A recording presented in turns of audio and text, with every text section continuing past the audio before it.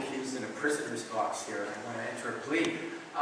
My name is James Sears. I'm the only anti-communist person amongst the group up here today.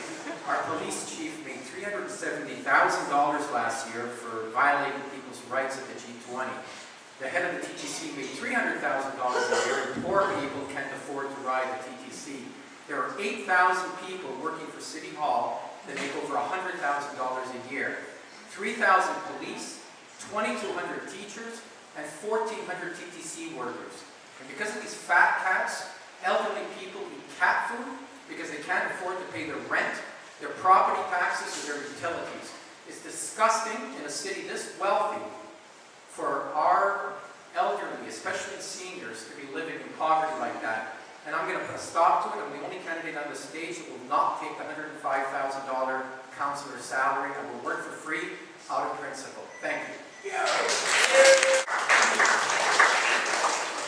I have no issues with density along the main street, but in the residential neighborhoods, I have a problem with it. I also have a problem with Toronto being declared a sanctuary city when we have a high unemployment rate here. And that's a density issue.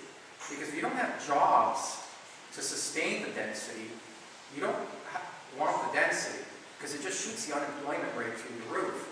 So if the best jobs for your children right now are minimum wage jobs, and then we have a bunch of immigration coming in because it's a sanctuary city, then there won't even be minimum wage jobs.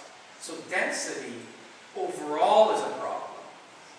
And you have to think it through. It isn't just in specific areas.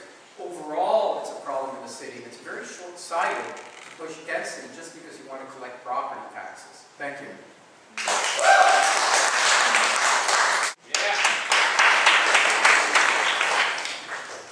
I've been to Eric DeBoer's website. I love his website. He's got drawings of his entire master plan of how to change traffic along Queen and King Street. I couldn't have done it better myself. I suggest you go to Eric's website. There's an Eric DeBoer, or DeBoer.ca. You can check that out. I have an issue with the cost of the TTC with, as I said, 1,400 members of the TTC earning over 100K. Those aren't base salaries.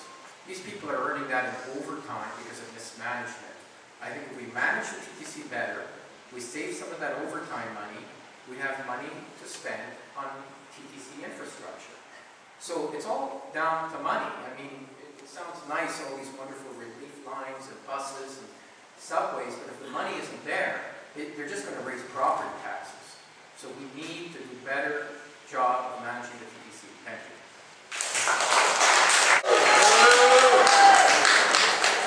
I'm trying to behave myself. I'm making up for it.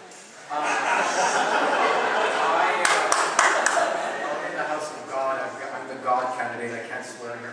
I have a problem with stopping the Billy Bishop. I have no problems with the Billy Bishop Airport at all.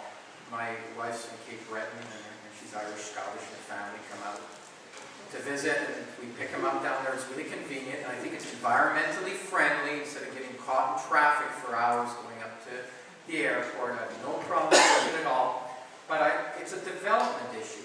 Because if you have a weak group of councillors and the developers take advantage of them, they're going to get a great deal. And I think the airport, you should say, fine, we can expand, but you got to pay through the teeth for it. Okay? These are the rules. If the airplanes fly at this time over here, you're going to pay a fine. $1,000 every time one of your airplanes flies over there. If you have a tough councillor, we can make a crap load of money out of Billy Bishop Airport. Thank you.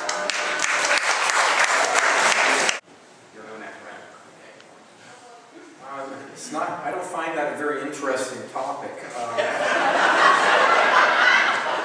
really don't care what you do with it. I'm being honest. I really don't care. Whatever your fetish is, you want it to stay, you want it to go. I don't really think it makes any major difference. So I'm going to say do nothing, because why waste our time spending money, taking the thing down? Just leave it alone.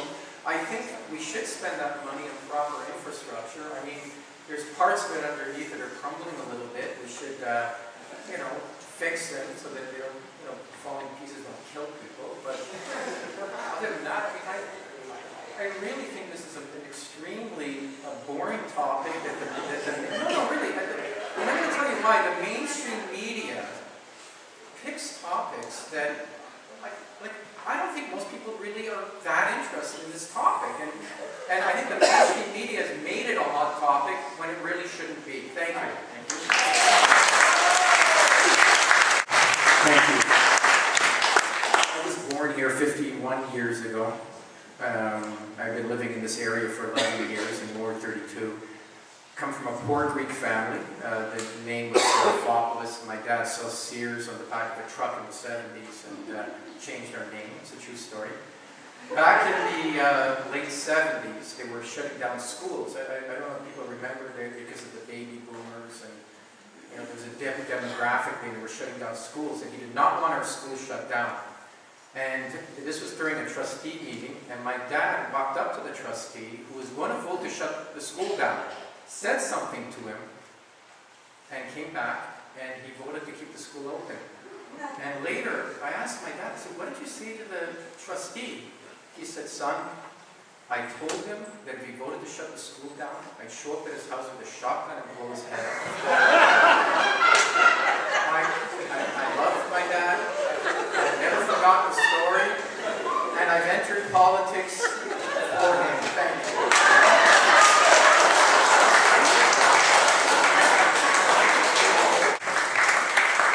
There is a plan to build a path through Kew Gardens. This path is supposed to draw people up from the beach, supposed to go up the path and shop on Queen Street and save all our shops. Who is at the beach? Poor immigrant families like the one I came from, roasting their kebabs because it's free. They do not want to shop at the posh shops on the beach.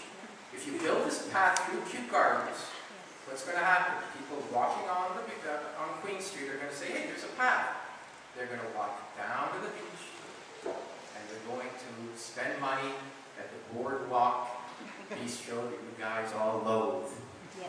So I'm imploring you,